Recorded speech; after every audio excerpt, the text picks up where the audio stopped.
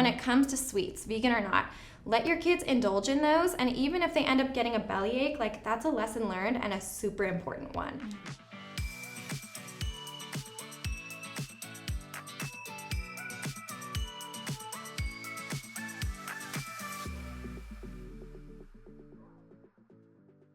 Welcome back to The Vegan View. So today we have Gracie Pascal on. She's a registered dietitian, and we're going to explore raising kids, specifically vegan kids, with a healthy relationship to food. I was really excited that you wanted to talk about this, because I think it's so interesting, especially that a lot of people think that veganism is restrictive. Yep. And there's a lot of concern, I know, with younger kids going vegan from their parents, that they might be developing a bad relationship with food or some kind of eating disorder. Totally. Yeah, it's a big stigma. First of all, thank you guys so much for having me. Thank you for coming. Yes, I wanted to sit at this table for a long time, so I'm really excited to be here. And yeah, so I have some tips today. Basically, when it comes to raising kids, and specifically daughters, to have a healthy relationship to food, since eating disorders are more than twice as prevalent in females than males, I think it's really important to start from a starting place of like, okay, what are our goals here? So when you think about like a healthy relationship to food, typically you want our girls or your kids to have energy, to feel, full and satiated. You want them to be obviously in love with the food that they're eating, just like we are. Feel like they're in a right-sized body, right? To be free from kind of intrusive thoughts about food or body image, and to live long. So I see really 6 ways of getting there. The first of which is kind of counterintuitive, and I think that is to avoid restriction of junk foods. Yes, I love that. My parents growing up, we would have candy in the pantry and then all kinds of foods together, and like if we chose something and we felt sick from it, my mom was like, well, it has a lot of sugar and sugar can make you feel kind of sick. So we were kind of taught about food in a way that was like objective and non-emotional. Yeah, exactly. A lot of times parents think, okay, I want my kid to get, the most nutrition as possible, and that will often lead them to want to restrict junk food intake. But if we know one thing from the research is that restriction actually backfires. So studies show that kids who have really had their junk food intake restricted, when they get older and they leave the home or, suddenly have access to those foods, they're often ill-equipped to deal with that broader food environment, and they just go on to binge on those foods into adulthood. Yeah. That was me. I definitely we were not allowed to have soda in the house. We were not allowed to have it when we went out. So whenever I would go to a friend's house and they would have soda, I would go crazy. Yeah. And then when I got older and I was able to make my own decisions, I had like a crazy Dr. Pepper habit. Would drink like 5 a day. Because I think I cannot even imagine I know, isn't drinking it crazy? that. I never drink soda, but it's because I realized it's not good for me and it didn't make me feel good. But I definitely feel like that restriction had something to do with it. Totally. And it's so subconscious too, right? So as parents, what that looks like for us is incorporating low nutritive, calorie dense foods. I know that's not something we hear often, but we want to incorporate those foods as regular parts of scheduled meals and snacks, and letting our kids indulge in those. Because if we don't, we really just send the message that hey, these sugary and fatty foods, number one, you need to eat them in secret because those are shameful to consume. Right. And number 2, when you get your hands on them, you should binge because you never know when another opportunity might arise. So we really don't want to send that message. That's so mind-blowing to me. I'm just reading this book on attachment theory, and a lot of it is about there's 2 reactions you can have to being taught that something is imperfect or bad. And it's either going one way and being hyper perfect, or going another way and rebelling. Yes. And so I'm just making that connection now. I'm oh my gosh, if you are allowed to be imperfect within your daily life, that is so comforting. And such an interesting thing to teach at such a young age. It is. It's so liberating. And when you as parents feel tempted to intervene, which you most definitely will when your kid is shoveling candy or church donuts in their face, just keep in mind a junk food kick for a kiddo might last a week or a season or even a year, but food addiction lasts a lifetime, right? So that's really the tragic thing we want to avoid, is that dynamic that goes on forever. So that is the first takeaway. And I think that's probably the most counterintuitive one. The next one's pretty simple, but it's also a little bit counterintuitive, and that is just to set up a really clear division of responsibility around food roles within the household. So we as parents should be deciding what food is offered, when it's offered, and where, and our kids should be deciding if it's eaten and how much is eaten. Oh, cool. So not necessarily bargaining, bites of green beans for dessert or taking no thank you bites of foods that make them gag, but just providing it for them and letting them choose what to do with it. If they ask for more, you can always offer them more, but if they reach for their brownie and they haven't eaten dinner yet, let them do it. They're going to learn ultimately that food is an option with pros and cons just like any other. And later in life, they'll understand, oh, it actually feels good to eat a full meal and then have dessert, not necessarily just have a bunch of sugar on an empty belly. There's a YouTuber named Abby, I can't remember what her channel is, but she's a nutritionist, and she was talking about what her child eats in a day. And she had one of those like plastic kid plates that has the compartments. Yeah. And she always puts a treat, and granted it's a healthier treat, but it's still like a chocolatey treat. And she has that with like the broccoli and whatever other components were there. And she said that sometimes she gets criticized for that because it's like, well, they're going to reach for that. And she's like, that's exactly why I do it. I want them to feel like there's not that big of a difference between, the healthy food, or there's not like good versus bad food. Yeah. But then also that's interesting because the criticism for that though that I've heard is like, is it actually exciting then to have a treat? You know what I mean? If you make it all the same. I mean, I like, think where's the pleasure threshold? Weirdly, that's kind of the goal, right? Because you don't want it to seem like it's anything super special or elusive, because then it just becomes a thing of total intrigue and fascination and obsession. And food is inherently rewarding, right? Like sugar, I mean, as a dietitian, I already know this dynamic and I'm familiar with a lot of food science, but to me, like, sugar is still really rewarding. So it never goes away. It's not gonna, Like we're registered to like sugar and fat. Yes. And lots of salt. Yeah. Because it's like a evolutionary thing. Yeah. But I think it's so the opposite. I feel like what's on social media is like perfect moms and perfect food and being perfect. And that can cause a lot of struggle with a kid, because I feel like then you're not learning independence. Yes. And you're becoming very codependent upon like your parent. Totally. How early do you start this with kids? Is this like when they're like the second they're starting to eat solid foods, you're doing this? Wow. Yeah, so my daughter's only 6 months old, so I'm not an expert in this. I'm just sharing what the research that I've studied would echo. But yeah, the research supports kids of any age, kind of letting them, like Halloween's a great example. Yeah. Let your kid go trick-or-treating. If you're vegan, that's, something you might not want to filter in some way, shape, or form. But when it comes to sweets, vegan or not, let your kids indulge in those, and even if they end up getting a bellyache, like, that's a lesson learned and a super important one. So we shouldn't be like trying to shield them from those experiences. Let them indulge, let them experience the consequences, good and bad. And so that's kind of the thoughts on that. I feel like people would be really afraid, especially with a baby as young as like 6 months. Are they eating solid food yet? They are, just a little bit more like spitting it out, but. So at that young of an age, I feel like people would be afraid that if the baby is only eating like the bad stuff, then how are they getting the nutrition? Yeah. So I guess I'm thinking of like once your kid's been introduced and kind of cleared to eat all those foods. So my child's, at 6 months, you're not cleared to eat like refined sugars or really salty foods or anything. You're more focusing on keeping their palate pretty pure with fruits and vegetables. But I guess I mean there's no particular age that you qualify to start eating intuitively and having that discretion be your responsibility. Just whenever you're comfortable with your kids trying those foods, then I think it's appropriate to start treating those kids. One of my favorite things to say is like, kids are people now, right? They're not people in the future, and they only learn and become,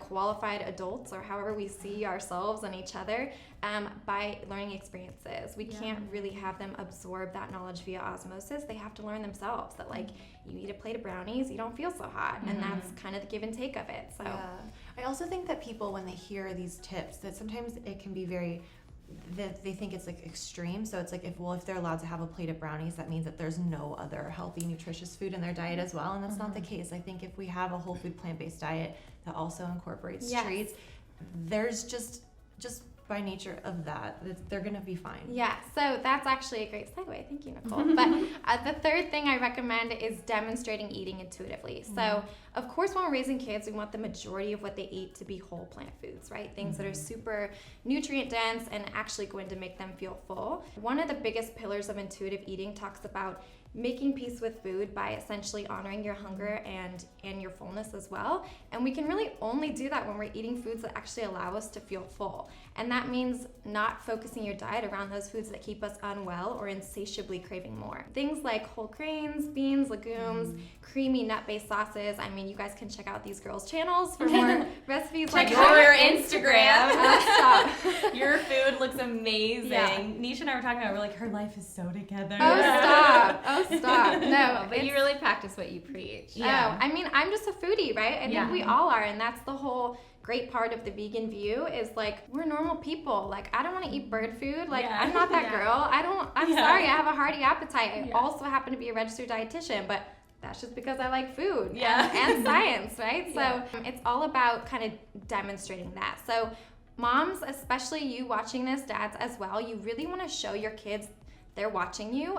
Show them what eating healthy looks like. It's not weighing and measuring out your portions. It's not a green salad.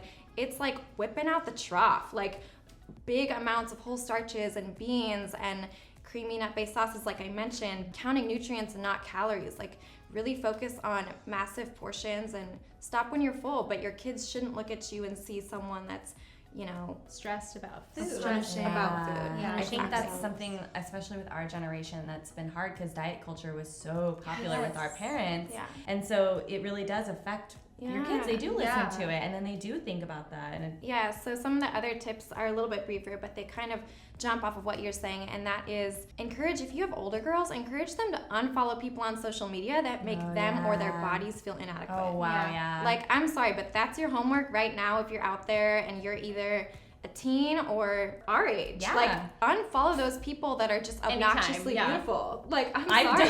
have had to do that. Yes. It is healthy. Yes, it really is. It's like a cleanse. That's the cleanse Yeah. you should be doing. Yeah. Like, no green juice. Clean that feed and make sure the people that make you feel not so hot about yourself are out of your everyday view, I guess. Yeah, that's something that we didn't really have to deal with because Instagram wasn't No. around. And I think about it all the time when I see these photos of women, and so much of it is Facetune and not Yes. real. And Yeah. I just can only imagine like what someone, Or you know, people are, 13 like, going through body changes, Yeah. how Yeah. they feel when they look at that. Yeah, people are like full grown, fully developed, and like they have fantastic photographers. Even if people are like, you don't photo shoot, Oh, like you're picking Photoshop, your best no face angle. I'm like, someone is laying on the ground taking that. Someone is laying on the ground taking my pictures. Okay, Yeah. and then It's you me, see me it's on me. Instagram story. You have to take charge of what you are consuming because Yes. you want to make yourself feel good, and you should follow people who encourage you to be who you are inside. Yeah. Mhm. Another really helpful thing is encouraging your kids to keep their eyes on their own plate. Something we can't stress enough as dietitians, especially when we're dealing with people who have recovered from a disordered eating or any kind of eating disorder or troubled relationship with food. It can be really tempting for them to say, well, my mom only eats this much. Well, my grandma just eats half a sandwich. Well, my boyfriend forgets to eat all the time. And it's like, okay, but you're not them. And they have nothing in common with you metabolically, emotionally, psychologically, trauma-wise. Essentially, there are so many things that make us so individualized when it comes to our eating habits and what leads us to feeling full, satiated, happy, satisfied, well-nourished. You really have to keep your eyes on your own plate and like stay in your lane. Don't look at what, even if you have a girlfriend that you go out to lunch with and she's got like an arugula salad with chicken and she's just like poking it around, like, She could have eaten before, right? Yeah. She could have eaten before. Or she eats more, Or she eats later more at in the night. day, Yeah. or in the Yes. morning. Yeah, or maybe She's hungry. right? Or she- maybe she's Yes. miserable, right? Like, Yeah. I don't want that. Yeah. Well, when I had an eating disorder, I developed it really early, like 11. And I remember I was obsessed with what my friends were eating. Obsessed. I still remember what they were eating because it was just it was like the only thing I could think about. That's crazy. And I would ask people because when you're sick, like you really, it's like compulsive thoughts kind of. Yeah. And I couldn't not ask, so I would ask my friends before school started and we were all hanging out. I was like, what did you have for breakfast? And I'd like try to play it off. Oh, wow. And they'd be like, oh, I don't know. And like I remember one girl would have They probably thought you were like the most caring, sweet person. I was like, but like how much? But like 2% milk or like the whole milk? Like I need to know. And yeah, because then I That's would so go home and interesting. and I would eat that too. Yeah. Or like if my friends were eating Little Debbie's and we weren't allowed to have Little Debbie's, I was like, how is she smaller than me and she's eating the bad food that I'm not allowed to have? It was so confusing to me. That's I was really interesting. really puzzled by other people's eating habits, especially because like a lot of them eat like a standard American diet, and I didn't grow up with that around. So just what other people ate. Yeah. Oh my I was gosh. obsessed. I have a tangent, but I would love to hear what you think. Like something that was really freeing for me that I learned like not that long ago, a year or two ago, was that especially since we're talking about daughters, the hormone fluctuation over the course of a month changes week to week as part of your cycle, and that affects your hunger and your energy levels and how bloated you are. Yeah. And if I had known that, I think when I was younger, and I would, because there were times where it's like I don't need to eat as much, and then before my period I am so hungry. Yeah. And if I had known that that was a biological, that was a response to a biological change in my body, I would have been so much more compassionate towards myself, and to not feel like, well, why sometimes I have willpower and other times I don't, and thought it would have anything to do with that. Yeah, so speaking of willpower, that's actually a real tangible thing as well, right? So our appetite fluctuates for so many reasons as women, like you said, based on where we're at in our cycle, if we're breastfeeding or not, if we're pregnant, Lord knows, but also willpower, like how much BS we've had to put up with in our day. Willpower is actually a real tangible like bank that we have, and if we're like dieting or restricting, we have less willpower for so many other beautiful things in life, like having patience with our children, or putting extra work into editing, or whatever our job might be. So that's something that can actually fluctuate how hungry we are, what kind of foods we're craving. So there's just so much that goes into really what you're feeling like eating, how much you're feeling like eating, that it's just not fair to compare even your own intake from day to day, let alone from individual to individual. No, I love that, because I feel like when I wake up in the morning, I have a certain like bar of energy. Yeah. And like everything takes a little bit away from it. Yeah. And I know when I try to like over control other things in my life and try to make everything perfect, like cleaning my house, and like I have less time to like be patient with Jessie or like hang out with my dog, and then it's just like I'm running on empty. And I can see how that, I didn't even think about food and trying to control it is another huge take of energy. Totally. Yeah. Yeah. There's so many decisions to be made in a day that like that decision that you have to make 3 times a day to have to like exhaust so much energy, mental energy on it. It's crazy. So like this exact conversation we're having right now, like that raw thing you guys are talking about, just honestly your experiences, that's basically the last thing I'm going to share is tell your daughters your story.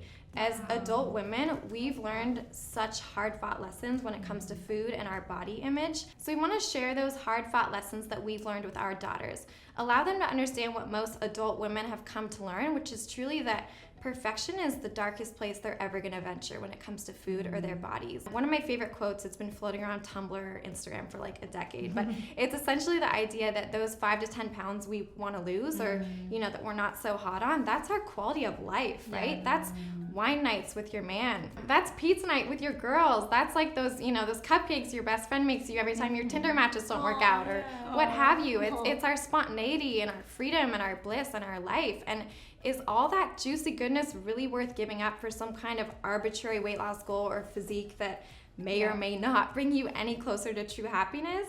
Hell no. I know. So there's that saying, like, you can be the ripest, juiciest peach in the world, and there's still going to be someone that doesn't like peaches. I saw that on the show. It's like my favorite quote. Yes, Love me it. too. I love it. It's You so can't blame true. people if they just don't like peaches. Go be a good peach. Who doesn't like peaches though? Like, I know. Judging you. Yeah. Our daughters really just need to understand that some people in this life are not going to like you, and you get to choose whether they like you for who you really authentically are or who you're kind of dieting and pretending to be. So it's just not worth it. Share those lessons with your daughters. Let them see the vulnerability and the pain behind your eyes and what you've been through. And just, ladies, you're amazing. Own that, like step into who you are, own your badassery in this female body that is like a transformer and capable of all things. That's kind of my last point and my last tip is just to get on that level with your daughters and be real with them. Yeah, I love that. I love that too. I think there's like a certain level of self-acceptance that we all need in general, not just with food, to allow ourselves to have this imperfection kind of shatter that like ideal of who you think you should be, because that is so much the root of so many people's unhappiness. Yeah, just like enjoy who you are in this moment. Yes.